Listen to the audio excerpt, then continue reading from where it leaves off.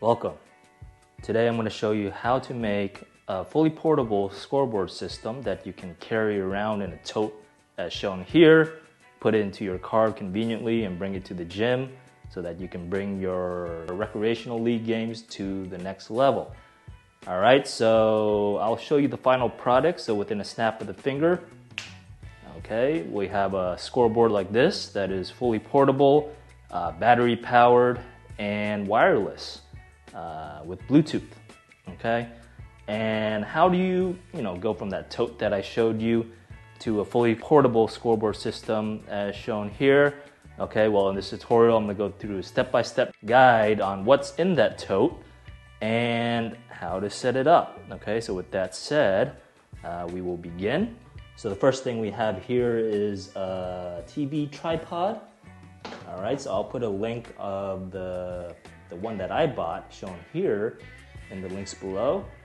All right, next thing you need is, I would say the star of the show today, is this portable battery pack here that has an AC output. All right, so again, I'll put a link to the exact one that I have here, but the specs you're pretty much looking for is that it should be 30 watts, or at least 30 watts, AC output. Of course, you need an AC output port here. And most TVs like this, 32 inches, is about, I would say, 32, 35 watts. So you want to make sure that, yeah, it can output at least 30, 35 watts. I think I said 30 watts before, but let's say 35 watts to be safe. All right, the next thing you need is, as shown here, a Fire TV stick that pretty much the purpose of it is to install our scoreboard or shot clock app onto the stick so that you can plug it into the TV and have a scoreboard or shot clock. And this is optional if you have an Android TV or Google TV operating system that is built into your TV. All right, so a lot of TVs come with Google TV or Android TV, then you don't need the stick. You can install the app directly on the TV itself. All right, and the last thing you need here, of course, is the TV itself. And here I have a 32-inch LCD TV that I had lying around. Okay, and there you go. So let me take that TV out, lay all the parts on the ground so you can see. All right, without damaging anything. Okay.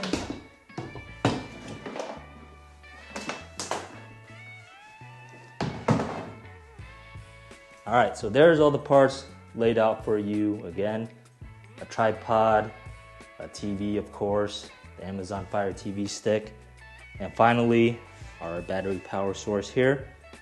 Okay, and I'm gonna set this camera down and set this up for you to see.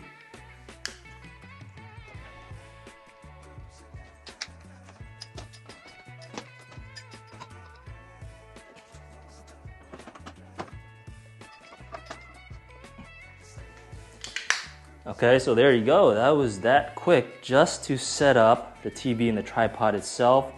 And now I'm just going to show you a close-up view of setting up the Fire TV stick.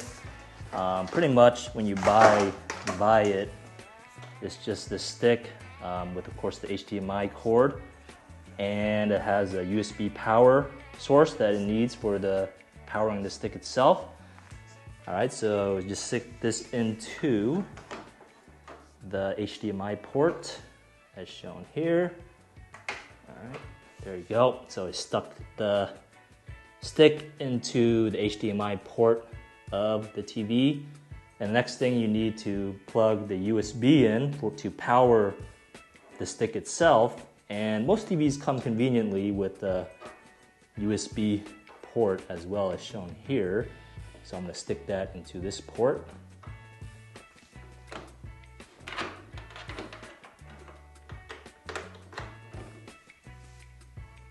All right, so there you go. So I have the USB power going to the stick, and the stick goes HDMI into the TV. All right, so that's my Fire TV stick. And again, if your TV comes with Android TV or Google TV, you don't need to do that step.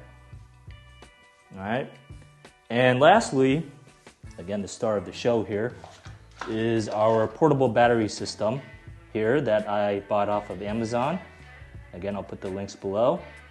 And all we have to do is plug our AC cord into there. All right, it's plugged in, and then we're gonna turn the thing on here. All right, for this particular model, just click that button. And we want to turn on the AC output. AC output is your regular outlet ports that you have in your house or your facilities. So this one says AC here, turn it on. All right, and I think that is on now. So if you look at the TV here, the LED is on the TV or on the TV. So that means that this thing is outputting power. And let's turn the TV on. All right, so if I can find my controller, that is. Okay, here's my controller. All right, let's turn it on and see how smoothly this goes. All right, so that's my default TV. Go to the Fire TV source here.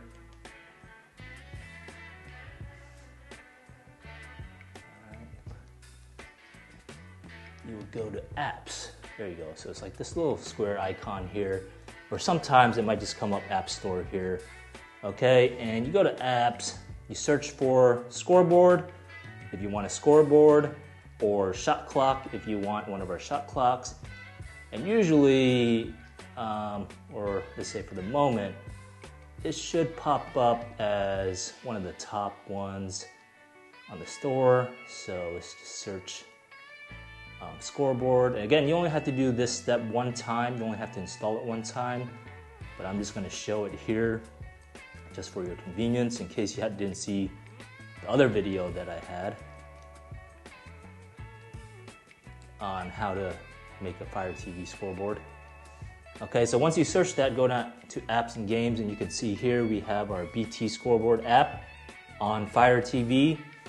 We also have a soccer football scoreboard if you're interested. And finally, we have our BT basketball shot clock app. All right, so install the BT scoreboard app if this is the first time setting up your TV. Once you do that in the future, you never have to do it again. You just bring your TV, plug in your Fire TV stick, and you'll have your scoreboard ready to go. Okay, so there you go. Okay, once you start the app, you have your fully portable scoreboard ready to go and ready to use and ready to make your basketball games that much more exciting. All right, so there it is. Okay, so quickly I'm going to show, if you didn't see my other videos, how to remotely control this with what we have here is the BT basketball controller itself. And I'll open up the Connect menu. Menu. All right, the scoreboard is automatically detected. Click connect with Bluetooth. So I don't even need Wi-Fi. I could just bring my phone, scoreboard to the gym and just connect directly with Bluetooth. All right, and I'll start the pre-game timer. There you go. As you can see, once I connected on my controller, I had the team names set. Once connected, the team names automatically transfer onto the scoreboard. We're in our pre-game timer now. I press start again to go to the first period. All right, we're under FIBA rules here, so we have 10-minute periods. All right, 2 timeouts per, or for the first half, 2 timeouts. Okay, we can keep track of fouls. We got a shot clock, period, of course, possession arrows, and the score. All right, so I'm gonna click start on the remote controller to start the game. And there you go. It was that quick to set up this portable scoreboard system. So you might be curious, well, how long can this battery source last? All right, and another purpose of this video is I'm going to test that out for the first time for you today to see how long this battery source can last. Can it last one game? Can it last multiple games? Well, we'll see. And the specs on this one is 39,600 milliamps per hour. So that's the battery capacity there. So if you buy something similar on Amazon, maybe you can expect a similar result of what I showed today. Or if you buy the exact model, then you can just be safe and know that you're gonna get the expected results that we see today. All right, so with that said, what I'm gonna do is I'm gonna go to the settings here. Okay, again, this is for the purpose of testing how long this battery source can last. And I'm gonna make a game where we have, let's say 90-minute quarters, okay? Let's do 90 minutes, all right? 90 minutes for 4 quarters. Let's see if it can last that long. Well, let's do 60. Make it more simple, 60. If it can last 4 quarters, 60 minutes, then that means that this battery source can last 4 hours or even more. Okay, so let's test out if it could last 4 hours. Okay, let's save that. And we will start the timer. Okay, and I will fast forward this. Of course, you're not going to sit here for 4 hours, but I'm going to fast forward this. And at the end of it, we'll see if it lasted for 4 hours. All right, so I will stop here for now.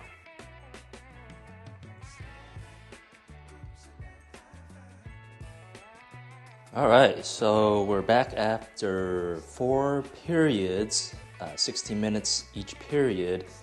And actually, I forgot to tell you that I had halftime set to 5 minutes. And in between periods, let's say between period 1 and 2, 3 and 4 were set to rest time of 2 minutes. So actually, this thing lasted 4 hours, more than 4 hours, a little more than 4 hours. And let's see where our battery life is here. Let's see here. It is at 2%. Okay, so 2%. We got 4 hours out of 2% off of this battery source here. Okay, so there you go. And we will go to the conclusion of this video now.